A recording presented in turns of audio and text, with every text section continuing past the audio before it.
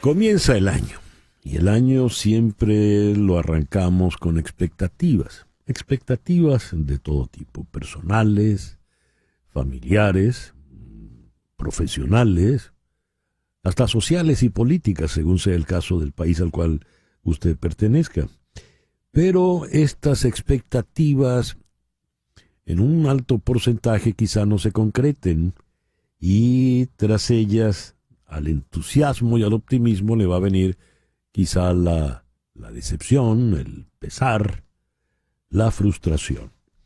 ¿Qué son las expectativas y cómo manejarlas? Ese es nuestro foro para el día de hoy. Tengo a dos destacados profesionales en la ciudad de Miami para el foro de hoy. La doctora Edith Shiro, psicóloga clínica, la autora de ese bestseller El inesperado regalo del trauma. Edith, muy buenos días, gracias por atendernos y feliz año. Feliz año, César. Mil gracias por estar aquí. Que tengamos un año hermosísimo, que comencemos muy bien este año. Ojalá.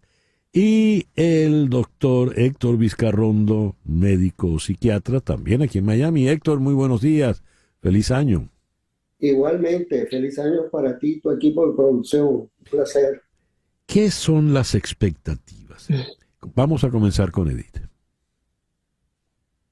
Bueno, una de las maneras que entendemos las expectativas son todas esas anticipaciones de cómo puede formarse el futuro en el futuro inmediato o el futuro lejano, en lo que queremos, lo que deseamos, lo que imaginamos y cómo manejamos esas expectativas. Muchas veces las expectativas están muy alejadas de la realidad, muchas veces las expectativas son muy pesimistas, son muy optimistas. Hay diferentes tipos de expectativas. Hay personas que se aferran muchísimo a las expectativas y hay personas que no tienen expectativas. Entonces hay toda una gama de maneras de manejar cómo entendemos y manejamos lo que va a pasar, pero siempre está dirigido hacia el futuro de cómo se van a comportar otras personas, se va a formar la realidad que estamos viviendo, qué tipos de deseos o de metas se pueden cumplir y cómo nosotros podemos colocarnos en esas expectativas. Una de las maneras que definimos, por ejemplo, la felicidad es cuál es la diferencia entre lo que está pasando y las expectativas que tenemos de lo que está pasando. Cuando esa diferencia es muy grande, la felicidad no está tan presente porque hay mucha frustración. Cuando esa diferencia es pequeña, entonces entendemos que, bueno, las personas son un poco más felices porque aceptan más lo que está pasando alrededor de ellos. Héctor, me gustaría oír tu definición. ¿Qué son para ti las expectativas?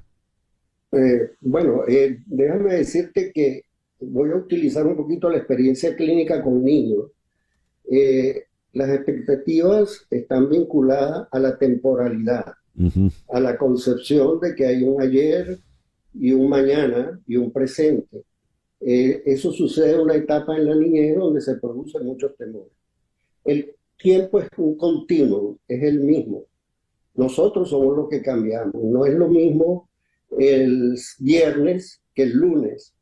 No es lo mismo finalizar el año, celebrarlo, inclusive dar regalo, que recuerda a lo que sucedía cuando teníamos una cosecha y celebrábamos la cosecha y después de la cosecha nos enfrentábamos a una nueva cosecha y a la incertidumbre de sembrar de nuevo.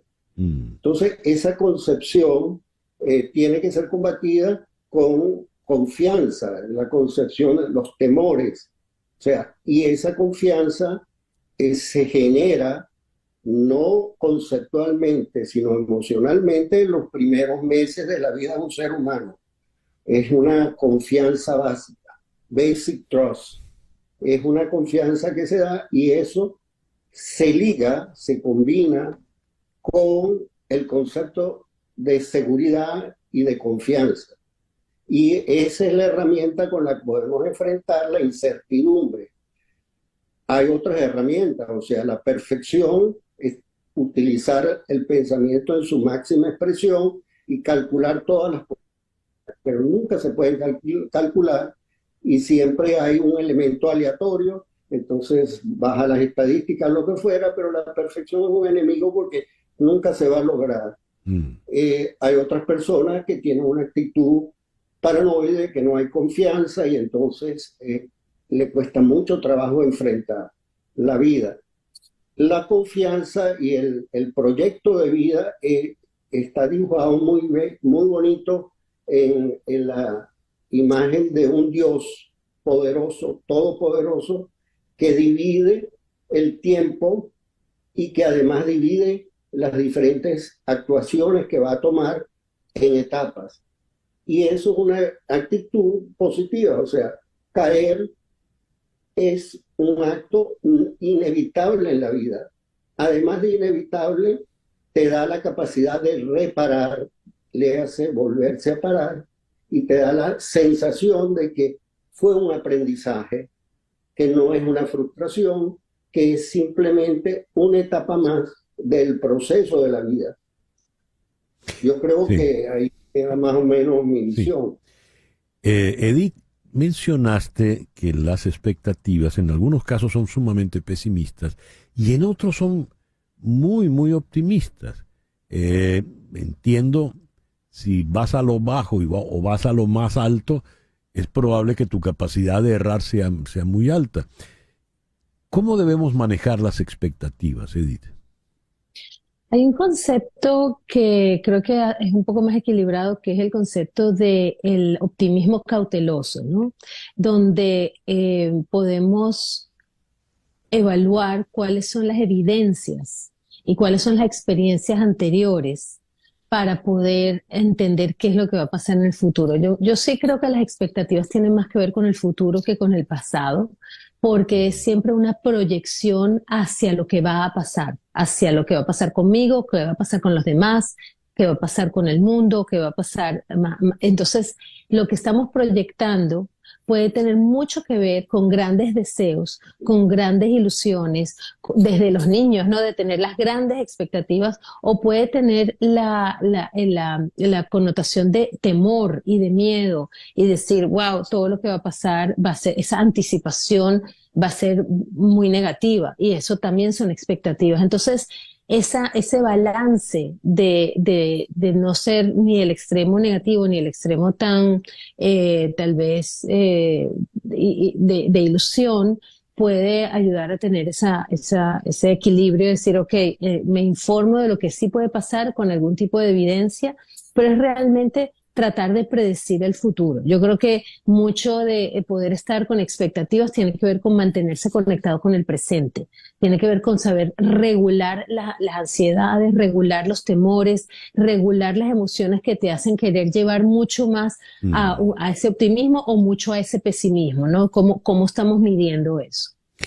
A ver, tengo expectativas, no quiero poner ningún ejemplo puntual, pero las expectativas no se cumplen. Me viene la frustración. ¿Cómo manejo eso?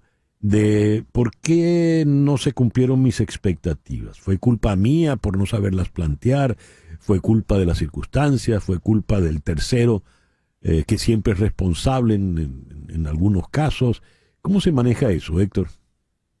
Bueno, es inevitable de que las expectativas son azarosas, decía anteriormente. O sea, va a haber cosas en cualquier expectativa novedosa, o sea, algo inesperado.